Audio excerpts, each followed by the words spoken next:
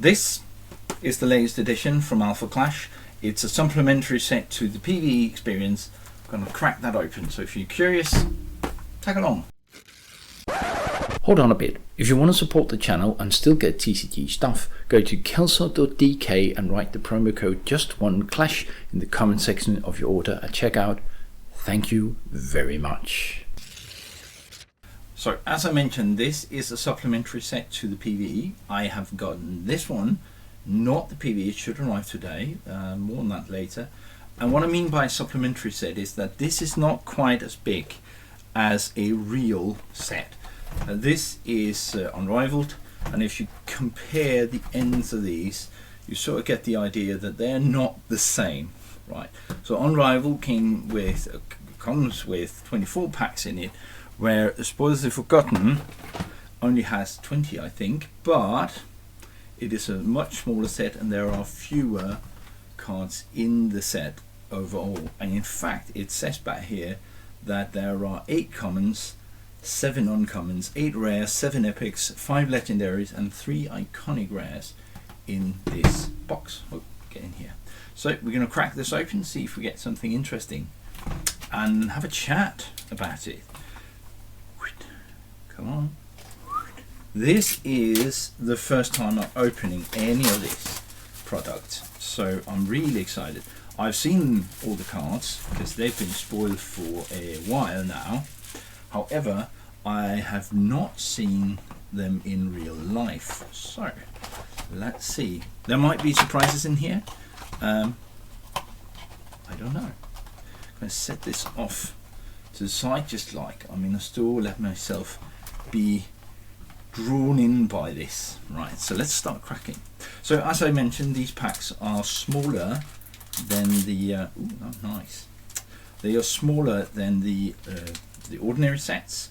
In fact, there are only 5 cards, something like this. Avenging Guy with cosplay. Get this off here. That's a bad place for them to be. Let's put them over here. Chowling. So this is also some of the first ones with the art directly from the comic book, right? So this comes with a text box. I don't know if you can tell. There's a direct light there. This comes with a text box from the comic book, and there's this speech bottle. I may have opinions on that. Let's put them later. Right. All these are commons. Oh, that's not common. That is rare. That one is uncommon. We need to move this a bit whilst I'm running out of space here.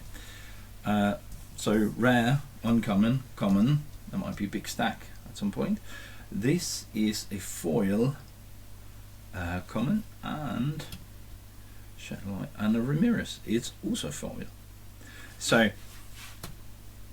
what I didn't think of when I first saw this set, right? I thought this is something specifically built for PvE. Dr. Summers. I'm not going to pause on everything here, but anyway, Charlie more, Ramirez more. So I thought that this was something specifically built for. Oh, the camera is wild. Let's do it like this. Or specifically built with mechanics and stuff like that for the PvE experience. And well, once we start seeing the cards. Oh, right. Once we start seeing the cards, it sort of became apparent that this is more of a getting the last bits in before moving. This is the first hit. I'm going to bring it up, see if we can make that visible to you. This is Lord Krungs, Leader of the Horde. If there are any cards in this I wanted, this is it. He looks amazing. He is in color, so he's not. The camera is not really picking up. He's not a black and white. So I know that there are black and white cards in this, monochrome cards. This is not it, but that is a nice catch. He goes into this, and he may be the new headline on my. Let's put him over here. Keep him in view, right? He may be the new headline of my Krung deck next time I'm playing. Anyway,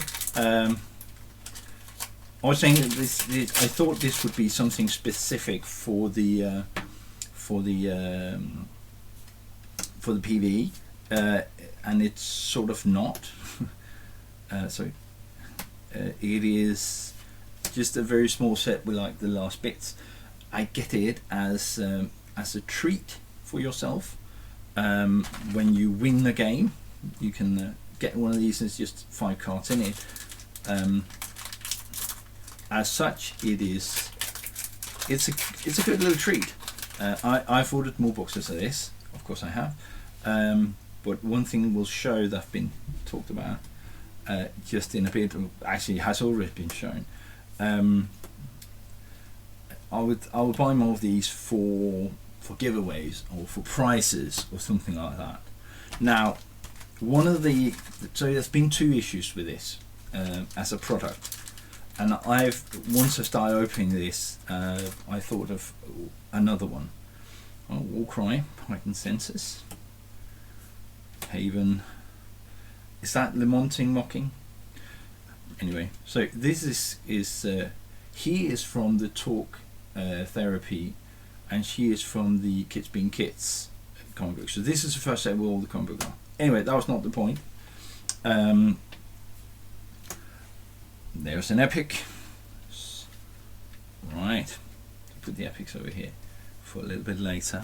So one of the things that were mentioned about this set is that one of the only real controversies about this is that the legendaries are in here with the same spread as they usually are, which means you need to open a lot of boxes. I think someone calculated as much as 66 boxes to get a play set of legendaries. That is a lot. Now, I don't have a play set of any legendaries. Well, that's not true, because usually, and Alpha Clash is really good at this, right? Alpha Clash is usually when you have the really high rarities. They're looking so good. I mean, come on, can you tell, right? This comic book art is killing it. More on that in a bit. So another epic, there we go. Most of the legendaries in Alpha Clash, you don't need a full playset, meaning you don't need to have that circle eye is sort of annoying. You don't need a full playset of it. I mean, you don't need 4 of him to play them, because they usually are unrivaled, meaning you can only have 1 anyway. So that's a good thing, I think. However, when it comes in with the same rarity, if it doesn't have legendary, unrivaled, that is sort of being a problem, right? So that was one of the big controversies: how many packs and boxes you need to open to get a playset of the legendaries, if you need that. And that, I think the 66 was assuming not getting duplicates, right? So what I hope is that the epics, because epics often play an important role in decks, that they are not as scarce. I'm going to keep this one over here because I have a point with that. Ooh, I need it. I'm building a talk deck, and this guy I need it. Brilliant. I'm a scrapyard. So I hope that the epics aren't that scarce, that they sort of leveled that out and only kept the rarity of the legendaries at the original rate. Otherwise, they'll be hard to come by. Well, there we are, talking raised alpha. Now, the other bit that has been doing the circuits is that once you get in just a couple of boosters, because the set is so small, you get a lot of the same cards. Now, in my particular case, that is good for the community box. I have I'll get a lot of these. I have a community box that I bring to our game nights, inspired by the Clashing Teacups. You should definitely follow them. There we go, another epic. They are mad good at foiling. They are. Anyway, you should go. I'll leave a link to them in below. They inspired me. They are the predominant play group in Britain, and they inspired me. They have a box where whenever someone comes to the Leaky Cup, where they play at, they and they want to build a deck, they can just go into the community box, or boxes, because there are more, because they got loads of cards between them. They can just go into the box and fetch whatever they like from it, whatever they need. I want to do that the same.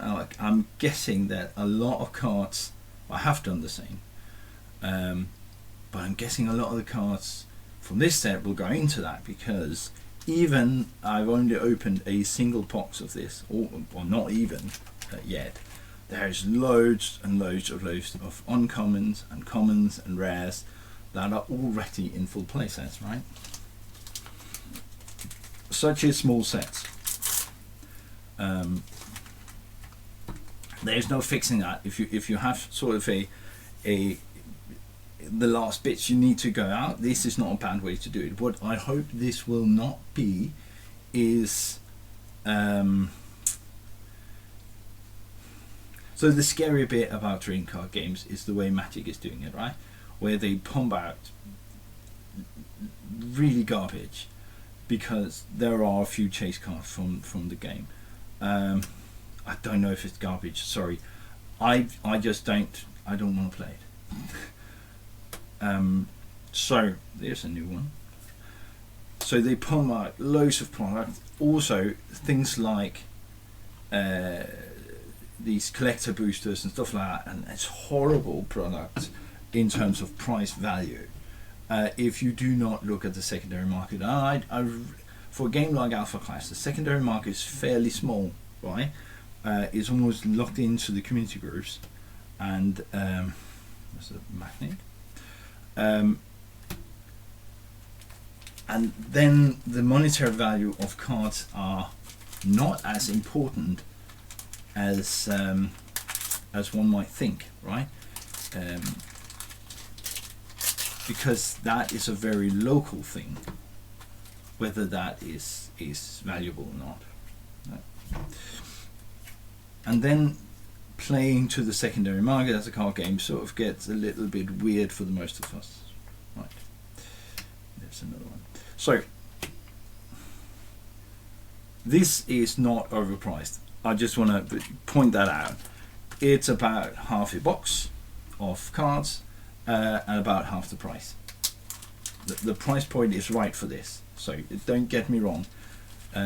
If you want loads of cards, I would buy a real quote-unquote booster box, not this, but there are good cards in here that we might want. No. So to the point about about repeat cards, I'm starting to think that epics have kept their rarity as well, but in case of a box there are a number of epics. Now I want to show you something. I'm going to open more and more, and I'm going to show you something. I had a talk with a fellow player about the new style of these cards. Now, as a base, I love the style of these cards, having this this cartoon look, right? But and being able to get a card like this and go back into the there's just a comment, sorry. Going back into the comic books and say, oh, I remember where this is from. I can recognize this from the books. Also, getting something like, well, that's also from the talk book, as well as this. Also, having what I think might be a peek into the next versions. What I don't like about these is the speech bubbles. Let me show you with this. This is actually two good examples of how to do it, right? Here, what I need on this card, well, this is not exactly right. What I need on this card is the text down here, that effect, and it's just a slightly bit darker down here than here, so the contrast needs to be high. As soon as I remember picking up one of the cards where, so there is a speech bubble in here, but that's not too bad. The speech bubbles needs to not be where I need to look, so they need to not be in here. What I could have wished for maybe is that when they cut the art from the comic book, I have no idea how those are made, right? I'm assuming that first you do the art and then you do the sort of speech bubble, so that underneath a speech bubble is a complete drawing, right? For the cards, just remove the speech bubbles. That would be nice. This is not from any of them. Well, there we go. Oppressor to Liberator. That's a cool looking card. I kind of like Claire. So I don't play much Claire, nor the Claire Death dual side, because I'm not that good. One of my play group is that good and is playing it, but even he is wondering whether that is a good choice. Right. So, oh, that was not right. I need to go there. These are the rares. I'm going to sort all this out later. This is fine as well for me. The way this is shaped is still readable, and it's not obstructing the parts I need to see, right? 2 more packs. Right. Yeah. So what I'm going to say here before I'm running out of cards is that I haven't played the PvE. I'm gonna do a playthrough. However, I have been told that it is quite hard, so I might not win it. But there we go, another epic. Last pack. Let's see what we get. I've been told it's quite hard, so I might have to build a deck for it, or just lose horribly. Either way, it would be fun and make a good video, but I need to get the first. It's a bit delayed. This is a good example. Now, if I read this card, right, let me get it up to you so people would know. So when I need to read down here, please focus, thank you. When I need to read down here, that is a bit of a mess, because the black lines with the black lines around the text and black lines of the text in the background sort of melts together. So skimming this is not as easy. I'm not saying it's something that makes it unplayable, not at all. I think it's a lot more work to be unplayable.